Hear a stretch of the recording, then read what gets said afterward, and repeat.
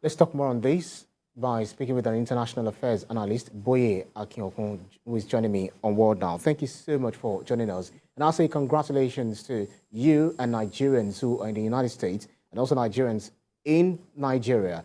How would you describe this victory? Right. How would you describe this victory? Good morning, and thank you for having me. It's good news because, as Nigerians, what we tend to hear most of the time is negative news about Nigeria and Nigerians, but that's a good development, it's a welcome development. And we're all excited that Nigerians are doing great things in their respective communities. And that's what America is all about, community service. And it's good to know that Nigerians are keen into this vision by Americans. Does it have any impact? What impact do you think this would have on the Nigerian community in the United States? Of course, we know that they're not exactly there for the cause of Nigerians, but then certainly Nigerians who expect to, real benefit from the fact that they have their brothers and sisters who are holding elective positions. And we know this current trend of Nigerians who are emigrating out of Nigeria for greener pastures. Does it have any impact? Do you anticipate any impact on the lives?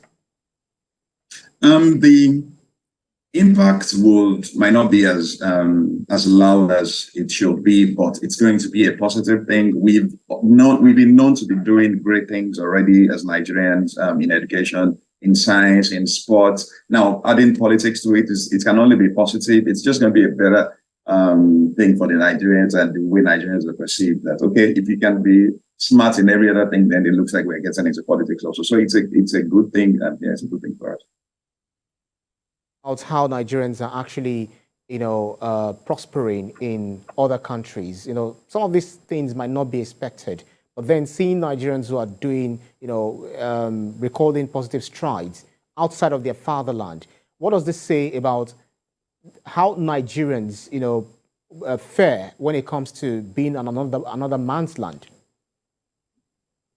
Well, it only goes to confirm that Nigerians can do much better than we are doing back home. It's about the structure and the policies and everything that surrounds our living back at home.